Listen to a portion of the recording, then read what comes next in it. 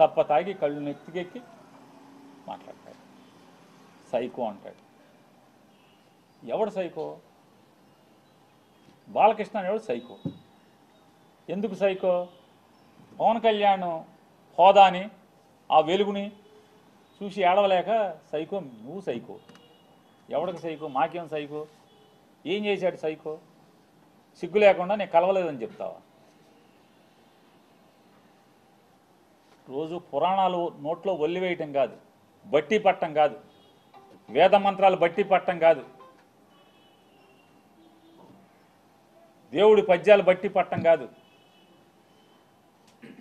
నాలుక మీద పురాణాలు, ఉపనిషత్తులు,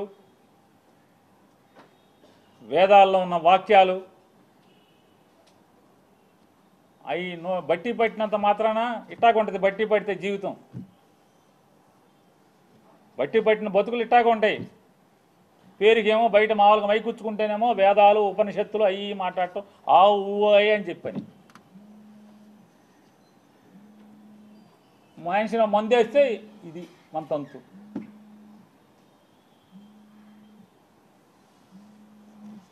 కామినేని శ్రీనివాస్ చిరంజీవిని పొగుడుతున్నాడు.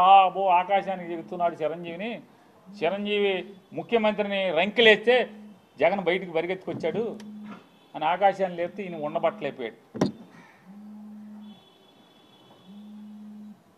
లేచిపోయి వెంటనే కామినేని శ్రీనివాస్ గారు సైకో, అప్పుడు వచ్చారు కదా సినిమా వాళ్ళు, అది ఇదని. సాక్షాత్తు బాలకృష్ణ నాతో ఫోన్లో మాట్లాడాడు.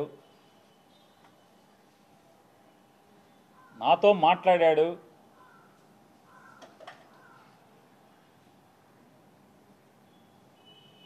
మాట్లాడాడే చెప్తున్నా.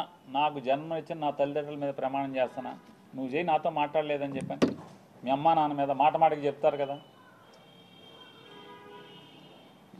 అరే ఎన్టీ రామారావు గారు, బసవతారకం గారు ఎంత క్యారెక్టర్ ఉన్నోళ్ళు, ఎంత సంస్కారవంతంగా బతికారు వాళ్ళు, ఎంత సంస్కారవంతంగా బతికారు. వాళ్ళ కడుపును పుట్టి ఈ రకమైనటువంటి నీచపు మాటల అసెంబ్లీలో. పోనీ ఎక్కడో అక్కడ కూర్చుని చీకట్లో మందేస్తా మాట్లాడామంటే అది వేరు. ఎవడో వీడియో తీసే ఫోన్లో తీసేశాడు, బయట పెట్టేశాడంటే అర్థం ఉంది. అసెంబ్లీలో మాట్లాడతాం. నన్ను అడిగావు బాలకృష్ణ, నన్ను అడిగావు ఫోన్ చేసి, జగన్మోహన్ రెడ్డి గారితో అపాయింట్మెంట్ ఇచ్చు నేను వచ్చి కలుస్తానని చెప్పాను. అఖండ సినిమా కోసం మిరియాల రవీందర్ రెడ్డి ఆయన ఎవరో ఉన్నాడు, నా దగ్గరికి వచ్చాడు. నన్ను అడిగి 10 మందితో మాట్లాడించి అపాయింట్మెంట్ తీసుకుని నా దగ్గరికి వచ్చాడు. సార్ మా హీరో గారు మాట్లాడుతా అంటున్నారు, కొద్దిగా మాట్లాడండి సార్ అన్నాడు. మీకు అభ్యంతరం అన్నా. నాకే అభ్యంతరం లేదు, మాట్లాడండి, నేను మంత్రిని, మాట్లాడాలి, బాధ్యత, మాట్లాడించండి. మాట్లాడావు. జగన్మోహన్ రెడ్డి గారు ఎట్టా ప్రవర్తించాడు నేను వెళ్ళి అడిగితే, సార్ బాలకృష్ణ ఫోన్ చేశాడు సార్, వస్తాడంటే మిమ్మల్ని కలుస్తా అంటే కొద్దిగా అపాయింట్మెంట్ ఇవ్వండి అని అడిగాను. ఏ బాలకృష్ణ? చంద్రబాబు నాయుడు బామ్మర్ది. అవునండి, ఆయన బామ్మర్ది. మన దగ్గరికి ఎందుకు, ఏం పని ఏంటి అంటాను. అఖండ సినిమాకి లీనియంట్గా ఉండాలంట. వాళ్ళు బ్లాక్లో అమ్ముకుంటారు టికెట్లు, ఎక్కువ షోలు వేసుకుంటారు, బాగా సినిమాకి ఎక్కువ ఖర్చు అయిందంట. మామూలుగా బడ్జెట్ 45 కోట్లు ఎంతో అనుకుంటే అది ఆ డైరెక్టర్ వల్ల అంటే ఎక్కువగా అమ్మారని చెప్పని రేట్లు ఎక్కువగా అమ్మారంట. ఎక్కువగా అమ్మటం వల్ల దాన్ని 70 కోట్లకి తీశారంట. కాబట్టి అమ్మపోతే సినిమా బాగా తీసాం, బాగా వచ్చింది, మంచి సినిమా తీశాను, కాబట్టి చూడండి పొమ్మని అడుగుతున్నాడండి. సరే ఏదో మాట్లాడే సరే, వాళ్ళకి ఏమైనా సాయం కావాలంటే చేసి పెట్టని చెప్పి. అంత హుందాగా ప్రవర్తించినటువంటి జగన్మోహన్ రెడ్డి గారి గురించి మాట్లాడే భాష.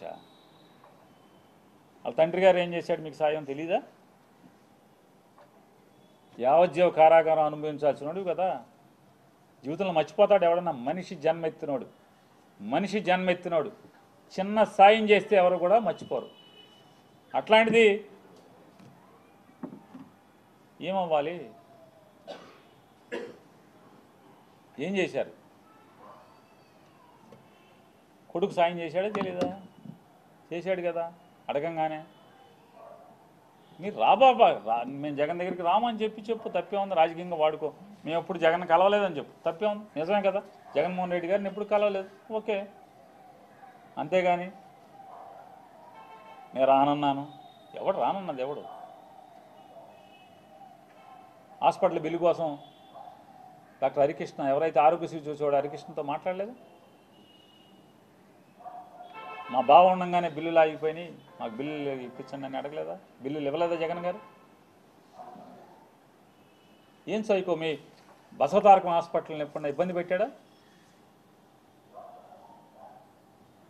మీరు అమరావతిలో జగన్మోహన్ రెడ్డి గారికి ముందు అంటే మీ బావ గవర్నమెంట్లో బసవతారకం హాస్పిటల్, క్యాన్సర్ హాస్పిటల్కి మీరు స్థలం తీసుకుని జగన్ వచ్చాడని చెప్పి కట్టకుండా మీరు హాస్పిటల్ ఆపేసి ఇప్పుడు కొత్తగా శంకుస్థాపన చేస్తారు మీరు.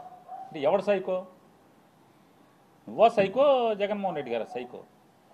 సైకో బుద్ధులు, సైకో ఆలోచనలు ఎవరై?